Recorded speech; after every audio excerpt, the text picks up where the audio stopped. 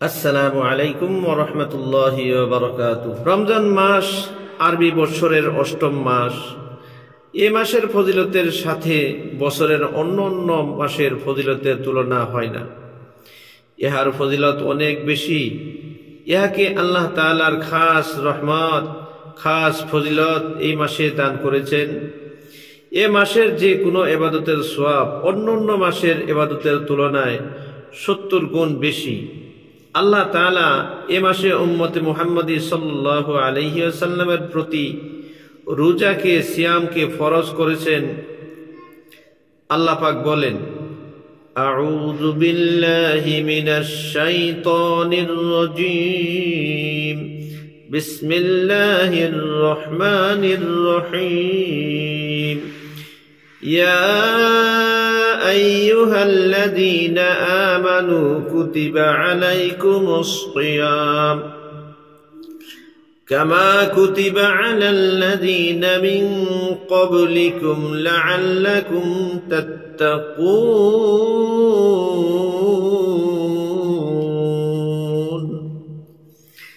আল্লাহ রাব্বুল আলামিন বলেন, হে ঈমানদারগণ, তোমাদের উপর রমজান মাসের রোজা ফরজ করা হয়েছে, যেরূপ তোমাদের পূর্ববর্তী লোকদের উপর ফরজ করা হয়েছিল, যেন তোমরা আল্লাহকে ভয় করো। রোজা মানুষের পাপ রাশিকে জ্বালিয়ে পুড়িয়ে নিঃশেষ করে দেয় এবং তাকে করে দেয় পাপ মুক্ত ও পবিত্র। এ প্রসঙ্গে রাসূল করিম সাল্লাল্লাহু আলাইহি ওয়াসাল্লাম ইরশাদ করেছেন, মান সামা রমাদানা ঈমানান ওয়া ইহতিসাবান খারাজা মিন যুনুবিহি কায়াউমিন ওয়ালাদাতুহু উম্মুহু ওয়া ফি রিয়ায়াতিন মান সামা রমাদানা আওয়ালাহু ইলা আখিরি খারাজা মিন যুনুবিহি কায়াউমিন ওয়ালাদাতুহু উম্মুহু। হযরত নবী করিম সাল্লাল্লাহু আলাইহি ওয়াসাল্লাম ইরশাদ করেছেন, যে ব্যক্তি রমজান মাসের প্রথম হতে শেষ পর্যন্ত রোজা আদায় করে, সে নিজের গুনাহসমূহ হতে এরূপ বের হয়ে আসবে যেন আজই সে মাতৃগর্ভ হতে ভূমিষ্ঠ হয়েছে। সুবহানাল্লাহ। রমজান মাসের কতই না ফজিলত। আসুন আমরা এই রমজান মাসকে গুরুত্ব সহকারে প্রত্যেকটি হুকুম, আল্লাহ পাকের প্রত্যেকটি হুকুম, নবীজির সুন্নত, সমস্তগুলা আমরা খুব ভালোভাবে আদায় করি। রমজান মাসের অধিক ফজিলতের আর একটি প্রধান কারণ, আল্লাহর বাণী পবিত্র কোরআনে লাওহে মাহফুজ হইতে প্রথম আসমানে এই মাসেই অবতীর্ণ হয়েছিল। এক হাদিসে বর্ণিত হয়েছে, একদা হযরত মূসা আলাইহিস সালাম আল্লাহ তাআলার নিকট আরজ করিলেন, হে আল্লাহ, আপনি উম্মতি মুহাম্মাদের জন্য ফজিলতের মাস হিসেবে কোন মাসটিকে নির্দিষ্ট করেছেন? আল্লাহ তাআলা বলেন, আমি তাদেরকে ফজিলতের মাস হিসেবে রমজান মাস দান করেছি। হযরতে মূসা আলাইহিস সালাম বলেন, মাবুদ, রমজান মাসের ফজিলত কি রূপ? আল্লাহ বলেন, সমগ্র সৃষ্টি জগতের উপর আমার যেরূপ শ্রেষ্ঠত্ব বিদ্যমান, রমজান মাসেরও তদ্রূপ অন্য মাসের উপর শ্রেষ্ঠত্ব বিদ্যমান।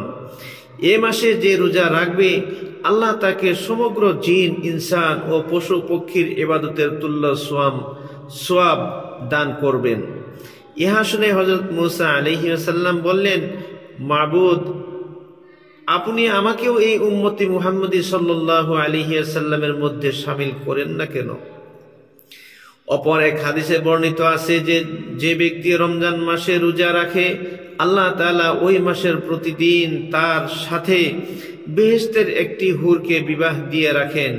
অন্য হাদিসে আছে, যে ব্যক্তি রমজান মাসের রোজা রাখে, আল্লাহ তাআলা তাহাকে কিয়ামতে একটি বিরাট জমরদের প্রসাদ দান করবেন। ওই প্রসাদটির দরওয়াজা হবে 1000 এবং প্রত্যেক দরওয়াজার সম্মুখে এত বড় একটি বৃক্ষ থাকবে যে 100 বছর পর্যন্ত চললেও ওই বৃক্ষের ছায়া অতিক্রম করা সম্ভব হবে না। সুবহানাল্লাহ। আল্লাহ পাক কতই না আমাদের জন্য নিয়ামত রেখে দিয়েছেন, আমরা যদি বুঝতে পারি।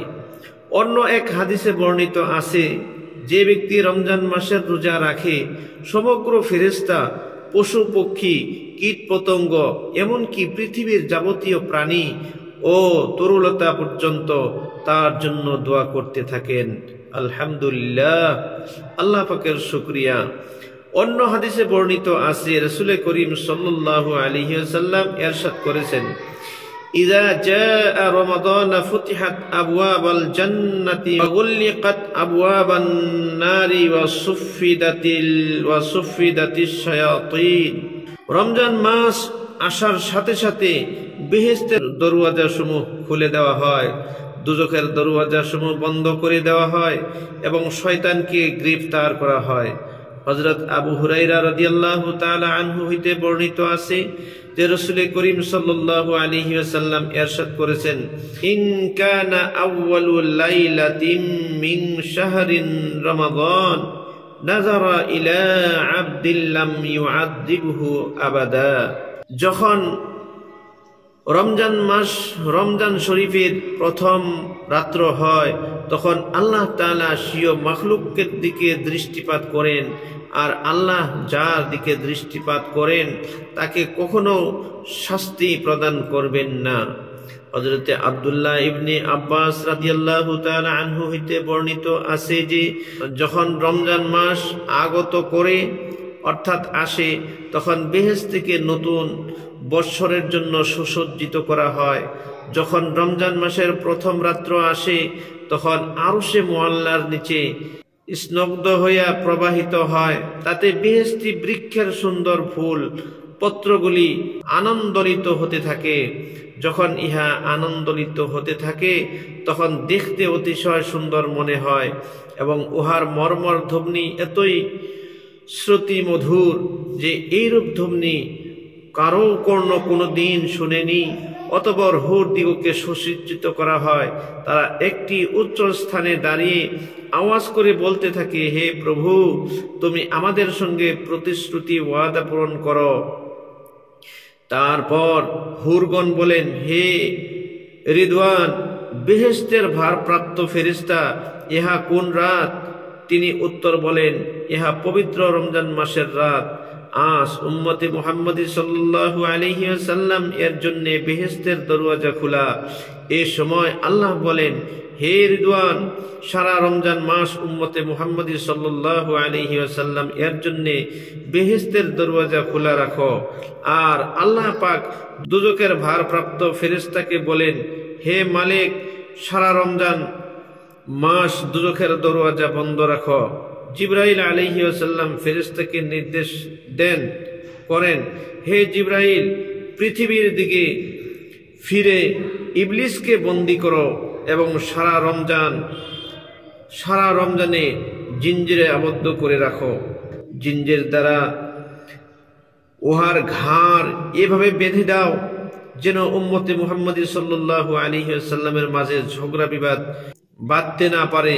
কেননা উম্মতে মুহাম্মদী সাল্লাল্লাহু আলাইহি ওয়াসাল্লাম রোজাদার দিগকে আমি অত্যন্ত ভালোবাসি। রাসূলুল্লাহ সাল্লাল্লাহু আলাইহি ওয়াসাল্লাম ইরশাদ করেছেন, রমজান মাসে কেহ 1 দিরহাম মাত্র দান করলে অন্য মাসের 1000 দিরহাম দানের সমতুল্য সওয়াব হয়। আর এক হাদিসে বর্ণিত আছে, রমজান মাসে প্রত্যেক 3 বার আল্লাহ তাআলা বান্দাদেরকে লক্ষ্য করে বলতে থাকেন, আমার নিকট প্রার্থনাকারী কোন বান্দা আছে কি? আমি তার প্রার্থনা কবুল করব। গুনাহ হতে তওবাকারী কোন বান্দা আছে কি? আমি তাকে ক্ষমা করব। হাদিস শরীফে আরো বর্ণিত আছে, রাসূল করিম সাল্লাল্লাহু আলাইহি ওয়াসাল্লাম ইরশাদ করেছেন, রমজান মাসে আমার উম্মতের যে কেহ খালেস দিলে শুধু আল্লাহর জন্যই রোজা রাখে, সে যেন 600 উষ্ট্র কুরবানি করলো এবং 6000 বছর ইবাদত করলো। এক হাদিস শরীফে বর্ণিত আছে, রমজান মাসের জুমার দিন যে নফল ইবাদত করে এবং কুরআন তেলাওয়াত করে, সে 1000 বছর কালের ইবাদত হইতেও অধিক সওয়াব লাভ করবে। রাসূল করিম সাল্লাল্লাহু আলাইহি ওয়াসাল্লাম ইরশাদ করেছেন, আল্লাহ তাআলা রমজান মাসের রোজার ফজিলত সম্বন্ধে ইরশাদ করেন, আস-সাওমু লি ওয়া আনা আজজি বিহি। রোজা আমার জন্য এবং আমি উহার প্রতিদান দান করব। এক কথা তাৎপর্য এই যে আল্লাহ তাআলা বলেন, আমার বান্দা শুধু আমার সন্তুষ্টির জন্যই পানাহার শাহওয়াত ইত্যাদি পরিত্যাগ করত, অত্যন্ত ক্লেশ বরণ করেছেন। কাজেই এই মাসের ইবাদতের পূর্ণ স্বরূপ আমি নিজেই তাকে বিশেষভাবে পুরস্কৃত করব। সুবহানাল্লাহ। আসুন আমরা এই রমজান মাস পেয়ে নিজের গুনাহকে আল্লাহ পাকের দরবারে আমরা উত্থাপিত করি, আর আমরা তাহাজ্জুদ পড়ে পড়ে আল্লাহর দরবারে কান্নাকাটি করি, নিজের গুনাহের কথা স্মরণ করে। ইফতারের সময় দোয়া ব্যথা যায় না, রাসূল সাল্লাল্লাহু আলাইহি ওয়াসাল্লাম বলেছেন। তাই আমরা ইফতার সম্মুখে নিয়ে আমরা বেশি বেশি করে নিজের জীবনের গুনার কথাগুলি স্মরণ করে আল্লাহর কাছে তওবা করব, দোয়া করব, আর বরকতের জন্যে আমরা সবাই সেহরি খাবো। তো আল্লাহ রাব্বুল আলামিন আমাদের সকলকে এই মাহে রমজানের ইবাদত এবং ফজিলত সবাইকে লাভ করার তৌফিক দান করুন। আমিন। ওয়া আখিরু দাওয়ানা আনিল হামদুলিল্লাহি রাব্বিল আলামিন।